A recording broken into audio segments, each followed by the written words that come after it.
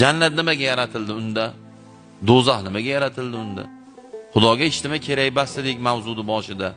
Xudo hech nimaga muhtoj emas dedik. Xudoga jannat kerak emas, Xudoga do'zax kerak emas. Nimaga yaratdi bo'lmasam? Butun yer va osmonni insonlar uchun yaratgan zot, narigi dunyoni ham insonlar uchun yaratgan.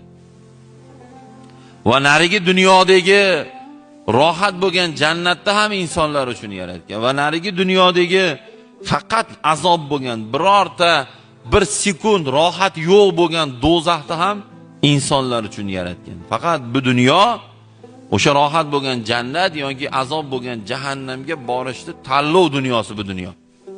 Mana hozir biz balog'atga yetgandan keyin tanlaymiz. Amallar bilan inson yo jannatga yo do'zaxga borishni o'zi tanlaydi. Xudo Qur'onda men hech kimga zulm qilmayman deydi. Bu dunyoda, ya'ni hayotlik davrlaringda qilgan ishlaringga qarab qiyomatda sizlarga muomala qilaman deydi. Bizni gapimizga kirgan farzandimiz, jiyanimiz, shogirdimizni yaxshi ko'ramizmi? Xuddi shuni kopiyasi. Xudoning gapiga kirganda Xudo yaxshi ko'radi.